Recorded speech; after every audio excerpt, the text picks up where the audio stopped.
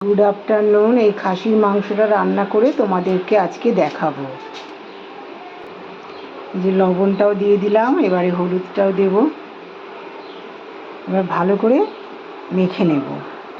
এবার ভালো করে মাখিয়ে নিচ্ছি। তেলটা গরম হয়ে গেছে, এখন তেজপাতাটা জিরেটা দিয়ে দিলাম ফোড়ন। এবার কী করবো, এবারে পেঁয়াজগুলো দিয়ে দিলাম। ভীষণ আলো আসে তো, ভীষণ রোদ্দুর আমাদের ঘরটাতে। এবার পেঁয়াজটা ভালো করে ভেজে নেব, তারপরে মশলা দেব। আবার এই মাংসের মধ্যেও না একটু সর্ষের তেল দিয়ে দিলাম বেশি করে। এবারে রসুন বাটাটাও দিয়ে দিলাম। পেঁয়াজটা ভাজা ভাজা হয়ে গেছে, এবার রসুন বাটাটাও দিলাম। রসুনটা আগে না দিলে না রসুনের একটা কেমন গন্ধ আসে, এই জন্য রসুন বাটাটা আগে দিয়ে দিলাম। এবারে দেবো আদা আর লঙ্কা বাটা, কাঁচা লঙ্কা বাটা আর আদা দিলাম। বুঝেছ, আমি কোনো লাল লঙ্কা বাটা দিলাম না।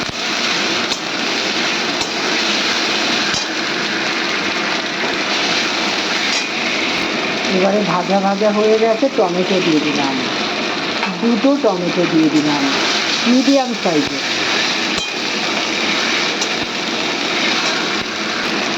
একটুখানি হলুদ গুঁড়ো দিয়ে দিলাম, ভালো করে নাড়াচাড়া করে নিচ্ছি।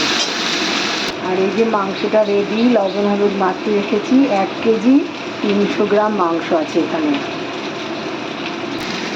এবারে মাংসটা ঢেলে দিলাম।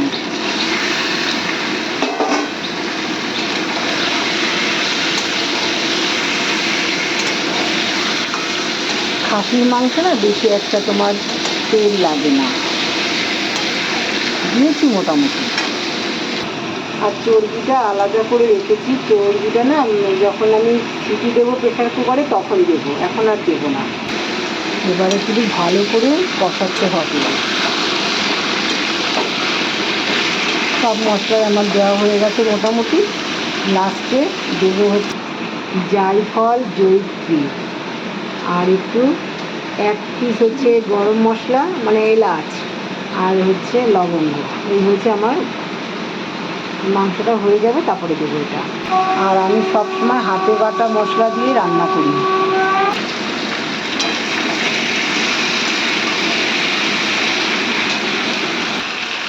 আর আমি সর্ষের তেল দিয়ে রান্না করছি আজকে। মাংস বা ডিম না সর্ষের তেলে রান্না করলেই ভালো লাগে। এবারে দেখো কাশ্মীরি লঙ্কার গুঁড়ো দিয়ে দিয়েছি, আর কটা কাঁচা লঙ্কা দিয়ে দিলাম। ব্যাস, কষানো ভালো করে হবে, তারপরে জল দেব।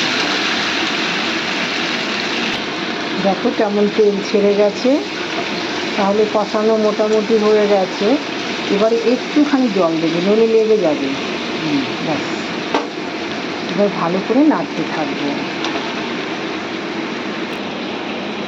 আমি সব থেকে জোরেই দিয়েছি, মানে আগুনের ফ্লেমটা সব থেকে জোরে করেই দিয়েছি।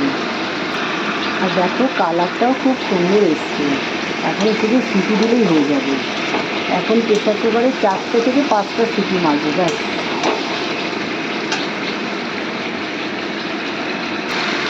ভালো করে কষানো হয়ে গেছে। কী বলো তো, কষানোটা না ভালো হলে কিন্তু ভালো হবে না মাংসটা।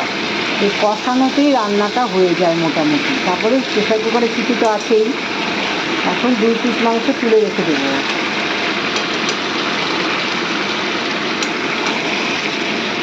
আমি আবার কষা মাংস খেতে খুব ভালোবাসি। আমার জন্য 2 পিস কষা মাংস তুলে রাখছি। একটা রাখা হয়ে গেছে, আর এই যে একটা রাখবো। দেখি কোনটা রাখা যায়।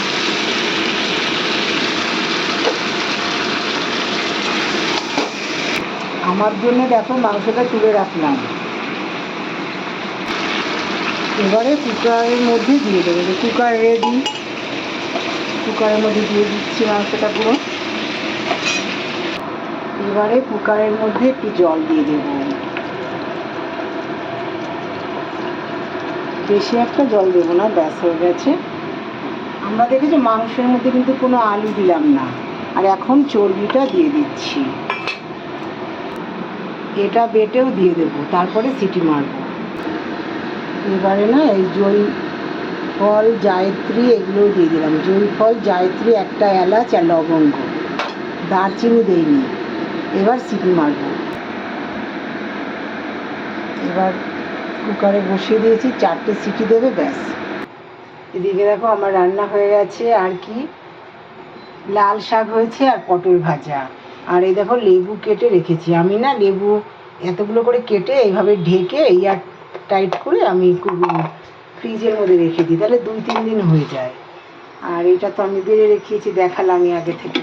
আর দেখো গরম ভাত। এইটুকুই আজকে আমার রান্না, বেশি কিছু করিনি।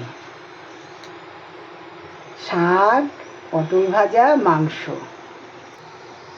আর সকালের বাঁধাকপিটা এতটা রয়ে গেছে। আর সাথে কাগজি লেবু, এটা কাগজি লেবু, পাতি না, কাগজি।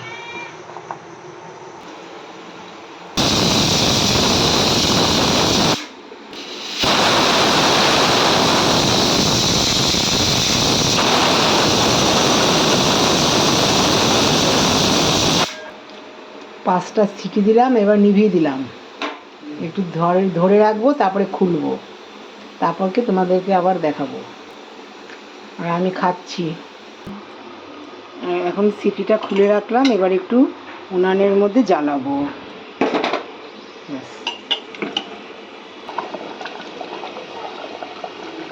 একদম পারফেক্ট গলে গেছে।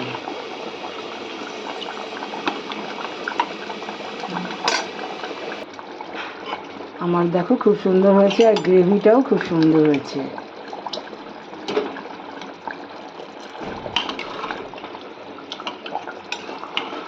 আজকে এইভাবে তো মাংসটা রান্না করে দেখালাম। বড় ভিডিও দিতে হবে, তাই জন্য রান্নার ভিডিওটা ছাড়া আমার কাছে অন্য ভিডিও তো নেই, এই জন্য এই বড় ভিডিও দিলাম। তাহলে এইটুকুই থাকলো আমার ভিডিওটা আজকে। কেমন হয়েছে বলবে। আর সবাই শিপ্রা দিদির বাড়িতে চলে আসো, মাংস ভাত খেয়ে যাও। মাংস ভাত আর শাক আর পটল ভাজা। আমি আলু ছাড়া রান্না করেছি, আমাদের বাড়িতে আলু খেতে চায় না কেউ। আলু ছাড়াই মাংসটা রান্না করেছি, কাঁচা লঙ্কা দিয়ে, আদা, জিরে, লঙ্কা সমস্ত কিছু দেখালামই তো তোমাদেরকে।